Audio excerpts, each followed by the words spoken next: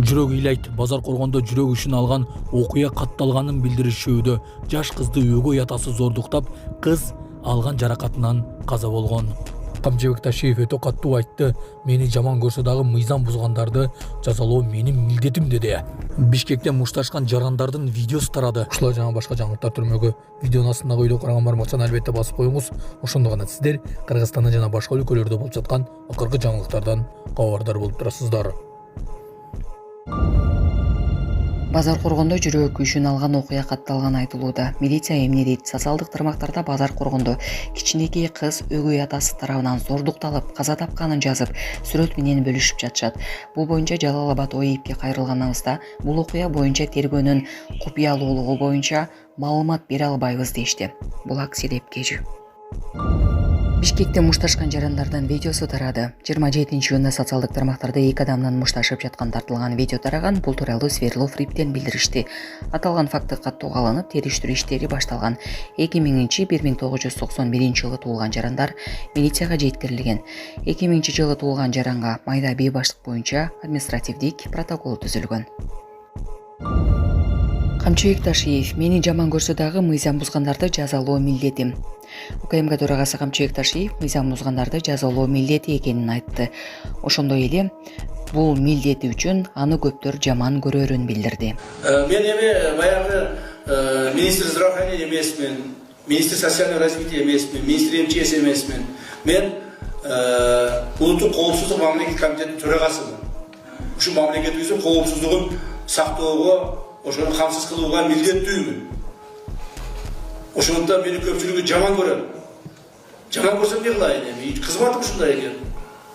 Менин кызматым ушундай экен. Күндө-күн алыс ошол мыйзам бузган чиновниктерди же болбосо баш бербеген, тартипке баш ийбеген мыйзам бузгандарды тартипке чакырып, аларды мыйзам чегинде жазалоого мен милдеттүүмүн. Саламатсыздарбы, урматтуу мекендештер? Өзүңүздөргө белгилүү болгондой, Москва шаарында рейдтер, массалык кармоолор күч алууда. Андыктан документи жок жүрүүдөн абайлаңыз. Эң башкысы официалдуу адамдарга кайрылыңыздар. Таза регистрация мыйзамдуу түрдө даярдайбыз. Мөөнөт өтүп кетсе, базадан чыгып кетсе, сак арабага карточка, ДМС, ННН, СНИЛС, ОМС, медкарта, трудовой договор, карат зимеден текшерүү, деги эле иш кагаздарда кандай көйгөй болбосун кайрылыңыздар. Байланыш телефону 8977 750 46 38. Биз менен Россияда жаңы тренд. Өспүрүмдөр дүкөндөрдө атайлап азыктарды бузуп жатышат. Ачык булактарда жана ТикТокко жарыяланган видеолордо Россиядагы өспүрүмдөр менен жаштар супермаркеттерде атайлап тамак аштарды бузган учурлар көбөйгөнү айтылууда. Алар азыктардын каптамасын ачып, бири-бирине сүйкөп, суусундуктарды полго төгүшүүдө. Бул тууралуу Некста бөлүштү.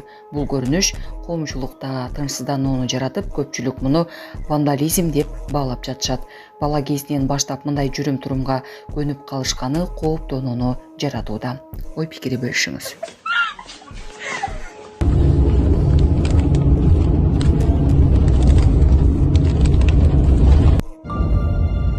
Лавров: Россия мигранттардын келишине кызыктар. Россия мигранттардын келишине кызыктар экенин РФ Тышкы иштер министрлигинин жетекчиси Сергей Лавров Кыргызстандын тышкы иштер министри Жээнбек Кулубаев менен жолугуп жатып айтты. Ал акыркы учурда эмгек миграциясы боюнча сүйлөшүүлөр активдүү жүрүп жатканына токтолгон. Биз чет элдиктердин өлкөдө жүрүү эрежелерин жана ээптин нормаларын эске алуу менен укуктук жагын өз убагында жөнгө салуусуна чоң маани беребиз.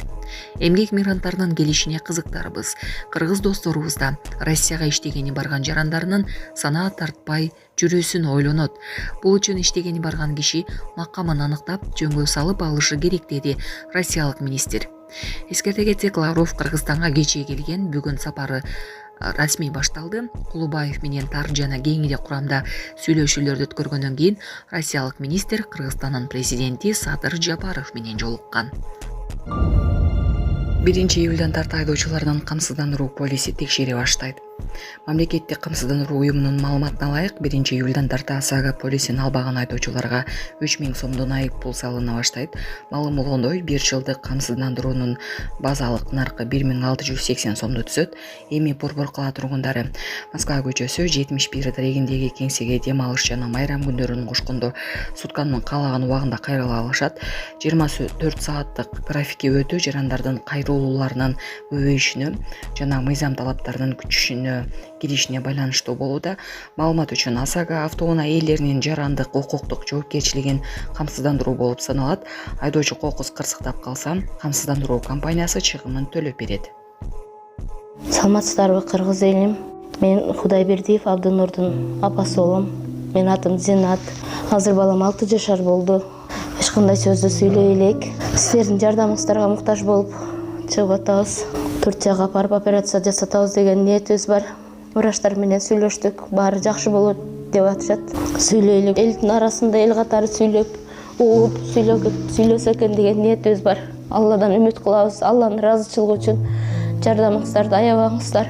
Балам азыр 6 жашар болуп калды. Колу менен ымдап түшүндүрөт бардыгын. Кулагы укпайт.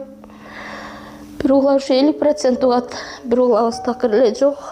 Бул да Алланын сыноосу экен. Кыйынчылыктарды көрдүк ушул убакка чейин. Жардамыңыздарды күтөбүз сиздерден. Көп түкүрсө көл болот дегендей жардам бериңиздер. Кайдыгер карабаңыздар, кыргыз элим.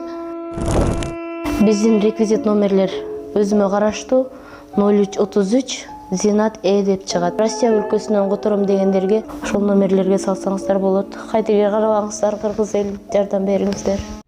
ОСАГО боюнча айта кетейин. Ассаламу алейкум достор, мен адвокат юрист Шардар Абдыкапаров. Мына баарыбыз билгендей, 1-июлдан баштап обязательно страхование деп кирет мыйзам боюнча. Эгер ким успеть этпей калган болсо, для физических лиц деп 3000 сом штраф, иностранный граждан жана юридический лицолорго 13 000 сомдон кетет деп айтат элек. Негизи мен анткени страховой компаниялар азыр абдан көп, частныйлар. Мен негизи мен мамлекеттикин колдойт элем, мамлекеттикин сунуштайт элем. Ошондой эле жанагы ОСАГО деп бул 5 күндөн 12 айга жери алса болот.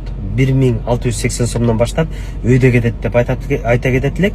Негизи анан жанагы бир адамга дагы страховка кылып койсо болот ошо машинаны, же неограниченный кылып койсо болот. Мен негизи неограниченный деп айтат элем, анткени эгер машинаңды эми көп болсо 300 сом, 400 сом кымбатыраак, эгер машинаңды досуң же аялың же ата-энең айдап баратып сүзүп койгон болсо, сен бир эле адамга страховка кылып койсоң, анда страховая компания аны төлөп бербейт. Эгер сен неограниченный кылсаң, башка бирөө болобу же өзүң болосуңбу сүзүп алса, страховая компания төлөп берет деп айтат элек.